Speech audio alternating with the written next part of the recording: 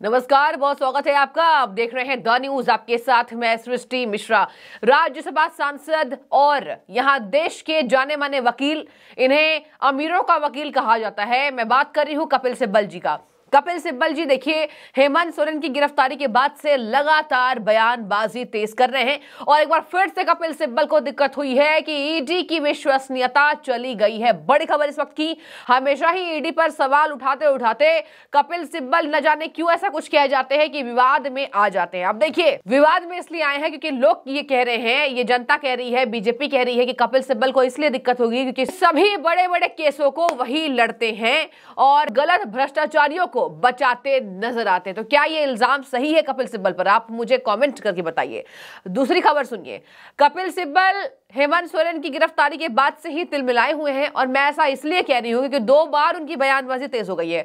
उन्होंने कहा कि ईडी जो है इतने जगह पर जो छापेमारी क्यों नहीं करती है जहां बीजेपी शासित राज्यों में बीजेपी के नेता भ्रष्टाचार में लिप्त है। आगे सुनिए, यही नहीं चुप हुए, उन्होंने कहा कि मैंने ईडी की विश्वसनीयता पर खूब सवाल किए गए हैं। मैंने आपको कई नाम बताए हैं जिन्होंने चुनाव लड़े हैं और खुद बताया है कि उनके खिलाफ कौन से आपराधिक मामले हैं। वे भाजपा से जुड़े हैं, ऐसे में कई प्रदेशों की यह जानकारी ईडी को मालूम है, तो वे वहां कार्रवाई क्यों नहीं करते हैं? ये कहा है राज्यसभा सांसद और सीनियर एडवोकेट कपिल सिब्बल ने। मैं नहीं जानता, देखिए ऐसा है कि मुझे तो इस बात पे मैं क्या कहूँ कि ईडी की क्रेडिबिलिटी ऑलरेडी हमने कई बार क्वेश्चन की है और उस दिन भी मैंने आपको कई लोगों के नाम बताए थे जो इलेक्शन कमीशन में जिन लोगों ने इलेक्शन लड़ा है और खुद बताया कि उनके खिलाफ कौन से क्रिमिनल केसेस हैं और वो भाजपा से जुड़े हुए हैं, उनकी सरकारों से जुड़े हुए हैं और ऐसे ही कई प्रदेशों में ये जानकारी ईडी को मालूम है कि उनके खिलाफ क्यों नहीं लेते, उनके खिलाफ कार्रवाई क्यों नहीं करते। तो इसका मतलब ये है कि इनकी एक लक्ष्य है कि ऑपोजिशन को टारगेट करो, उनको सत्ता से गिराओ। 2024 से इलेक्शन आने वाले हैं, कोशिश करो कि वो इलेक्शन में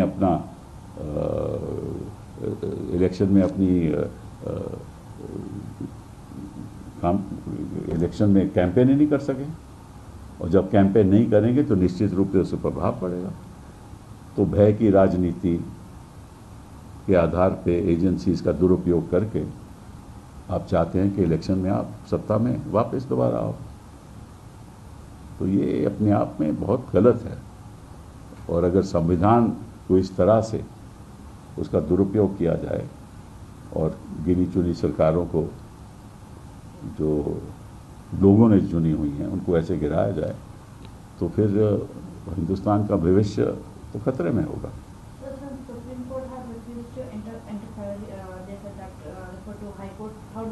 I have already commented on that the other day. I am not going to repeat anything. So the matter which you have raised today, what legal steps will you take in future to... No, this is, see, what is happening today is that misinformation is provided to the people of this country by leaking information by the agencies themselves, and this has been happening in every case. Now, luckily, we have some information ourselves.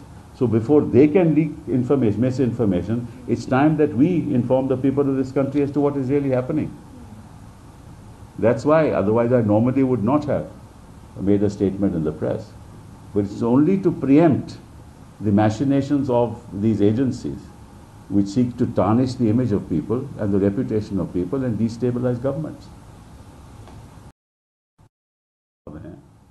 जो एक low level officer हैं revenue department के, इनको गिरफ्तारी इनकी पहले ही हो चुकी थी एक ECIR में, जिसका ECIR नंबर 18, क्योंकि ऐसा लगता है कि ये वैसे ही एक ऐसे अफसर हैं जो रोज़ के रोज़ कुछ ना कुछ गलत काम करते हैं। तो ECIR 18 में इनकी ऑलरेडी गिरफ्तारी हो चुकी थी, ईडी नहीं की थी। और उसके बाद जब 4 अगस्त 2023 में ECIR 25 जो जिसके संदर्भ में इन्होंने हेमंत जी के खिलाफ कार्रवाई शुरू की है, उसमें भी इन्होंने गिरफ्तारी कर दी 4 अगस्त 2023 को। लेकिन इनके बयानों के मुताबिक, जो उन्होंने बयान अप्रैल 2023 में ले लिए थे कि इस मामले में हेमंत जी इन्वॉल्व हैं, तो ये बात इन्होंने किसी को नहीं बताई। और जब इन्होंने इसकी गिरफ्तारी की ECI 25 में 4 अगस्त 2023 में, तो उन्होंने पूछा तक नहीं और बताया तक नहीं। फिर उन्होंने पेश किया जज के सामने और एक प्रोडक्शन वारंट ले लिया, और वो ले लिया इन्होंने प्रोडक्शन वारंट ले लिया 20 जनवरी 2024 को। तो अप्रैल 2023 को इनको मालूम था, उसकी गिरफ्तारी 4 अगस्त 23 को हुई।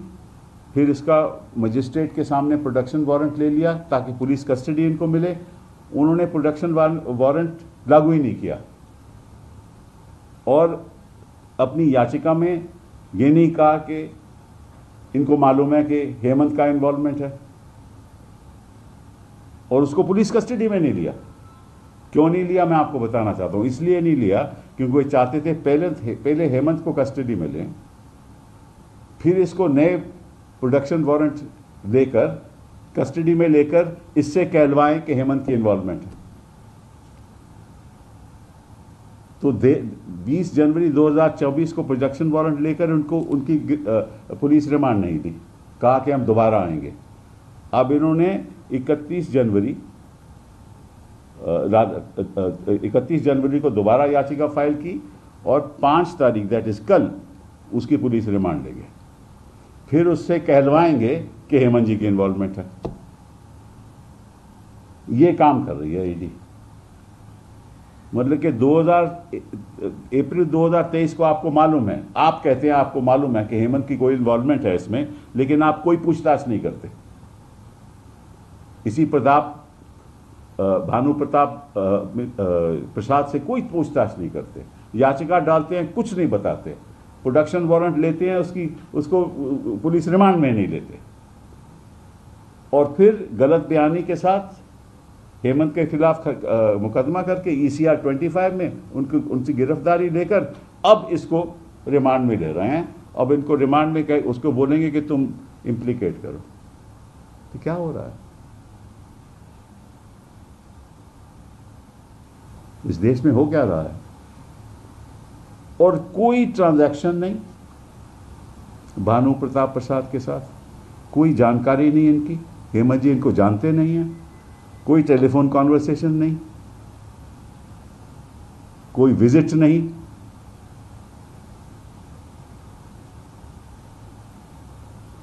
तो किस आधार पे इन्होंने हेमंत जी को गिरफ्तार किया है?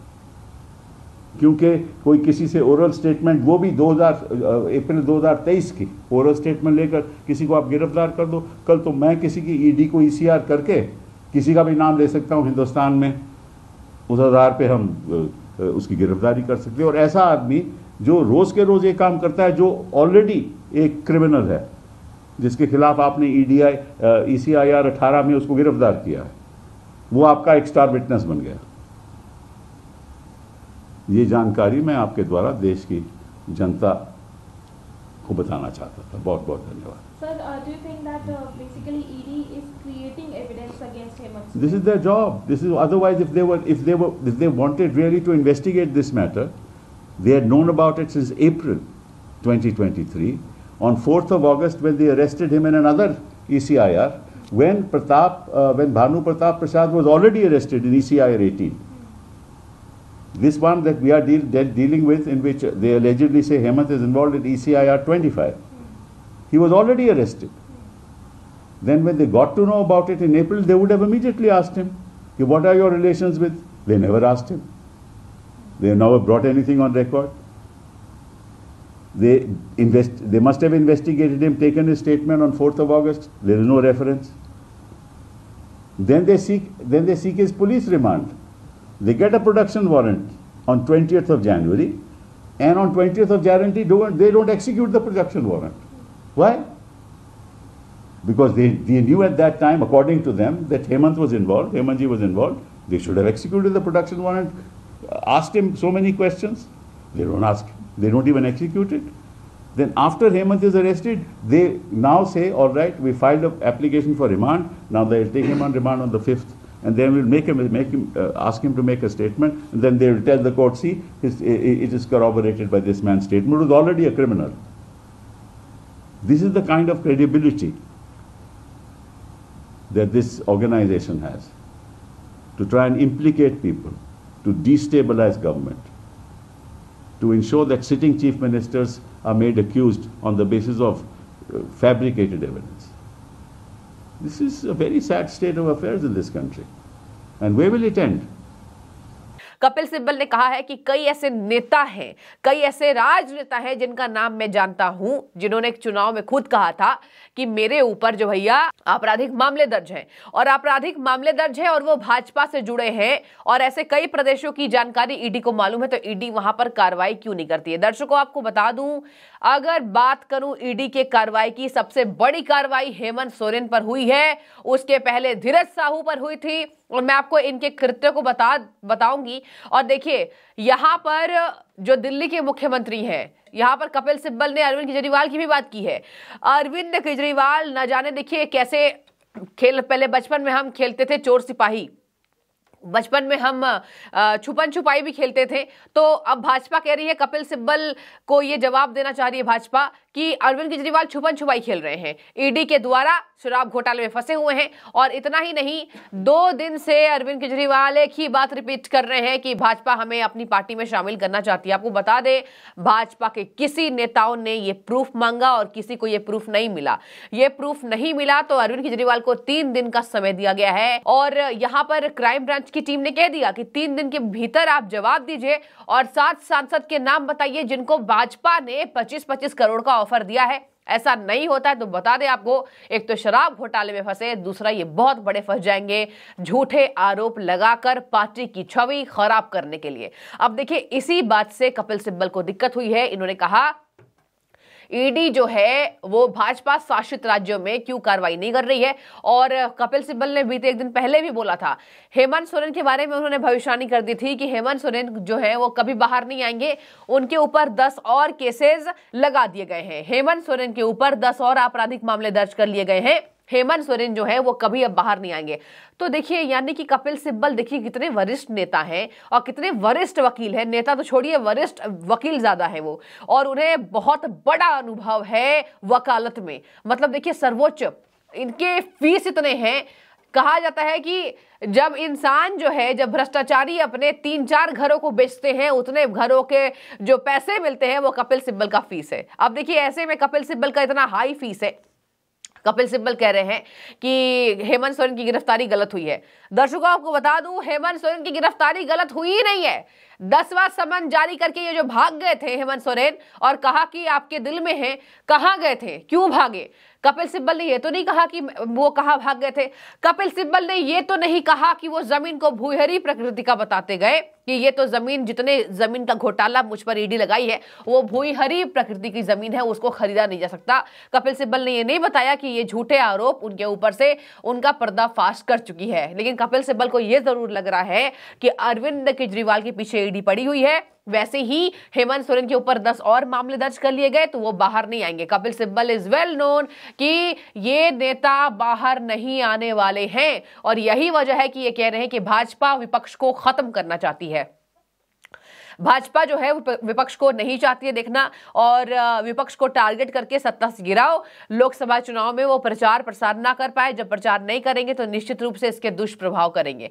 अब प्रचार नहीं करेंगे तो दुष्प्रभाव होंगे, और कपिल सिब्बल का यह कहना है कि जब सत्ता को हराने के लिए विपक्षी पार्टी जमीन पर नहीं रहेगी तो कौन प्रचार करेगा और कैसे चुनाव ये जीतेंगे। अगर विपक्ष को चुनाव जीतना भी होगा तो वो नहीं जीत पाएंगे। अब देखिए, यहाँ पर कपिल सिब्बल ने कहा कि केंद्रीय एजेंसियां उनके ऊपर कार्रवाई करने से बचती हैं, उनके ऊपर कार्रवाई नहीं करती हैं जो भाजपा शासित राज्यों में भ्रष्टाचारी होते हैं। उन्होंने कहा कि कई ऐसे राज्यों की जानकारी मेरे पास है जिनके नाम मुझे पता है। अब देखिए, एक बार फिर से कपिल सिब्बल ने ये एक कहीं ना कहीं एक इशारा दे दिया है। नाम नहीं बताया कि कौन से वो भ्रष्टाचारी है भाजपा के जिन्होंने अपने मुंह से खुद कबूला है कि हमने भैया भ्रष्टाचार किया है और अभी वो सत्ता में है और ईडी उनके ऊपर कार्रवाई नहीं कर रही है। अगर कपिल सिब्बल को ऐसा लग रहा है तो लोकतंत्र में बोलने की आजादी है, वो नाम बताएं, ऐसा बीजेपी कह रही है।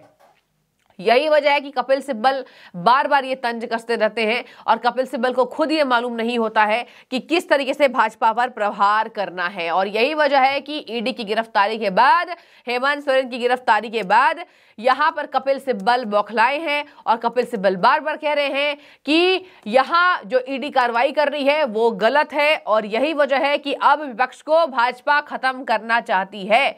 और ईडी को भाजपा के नेता क्यों नहीं दिखते हैं, ईडी को केवल विपक्ष के नेता क्यों दिखते हैं? हेमंत सोरेन की गिरफ्तारी पूरी फर्जी है। हेमंत सोरेन जो कि जमीन घोटाला, शराब घोटाला, न जाने कितने घोटाले झारखंड में कर गए और झारखंड को बिल्कुल यहां पर खंडर बना दिया, ऐसा बीजेपी कह रही है। भाजपा कह रही है कि झारखंड इतना खनिज संपदा वाला राज्य, झारखंड को खोखला करने के पीछे यहां हाथ है हेमंत सोरेन का, उनके पिता शिबू सोरेन का। शिबू सोरेन ने भी 20 साल पहले ऐसी गिरफ्तारी दी थी अपनी, जाके सरेंडर किया था और उनके बेटे ने ठीक अपने नक्शे कदम पर चल के अपने पिता के आते हैं, दिल्ली से लौटते हैं, चार्टर्ड प्लेन से गए थे भैया, आए और कहा आपके दिल में है। उनको पता था कि अब मुझे ईडी नहीं छोड़ेगी। और आपको एक और बात बता दूं, एक और वीडियो वायरल हो रहा है हेमंत सोरेन का, जो कि उन्होंने गिरफ्तारी के ठीक एक दिन पहले बनाई थी कि कल मुझे ईडी गिरफ्तार कर लेगी और आदिवासियों के लिए लड़ने वाला अब कोई नहीं रहेगा। आपको बता दें, आदिवासियों को भड़काने की कोशिश हुई है। हम एक वीडियो देख सकते हैं जहां पर आदिवासी महिलाएं, देखिए पहले की वीडियो है ये, आदिवासी महिलाएं जो है वो पीएम मोदी को सम्मान देते एक वीडियो में नजर आई। तो वो भाजपा शेयर कर रही है, भले वो पुरानी वीडियो है, कि आदिवासियों को पता है कि सम्मान किसका किया जाना चाहिए और भ्रष्टाचारी कौन है। आदिवासी नेता के आड़ में हेमंत सोरेन ने झारखंड को लूटने की कोशिश की है और अब कपिल सिब्बल उनको बचाने की कोशिश में दिख रहे हैं। यह दिखा रहा है कि भ्रष्टाचार के ऊपर डंडा चलना या कपिल सिब्बल को रास नहीं आया। अब आपका कमेंट क्या है, आपका टेक क्या है, जरूर आप कमेंट करके बताएं कि आखिर क्यों कपिल सिब्बल बार बार भ्रष्टाचारी के ऊपर जो गाज गिरती है उससे इनको दिक्कत होती है। बने रहिए, बहुत शुक्रिया।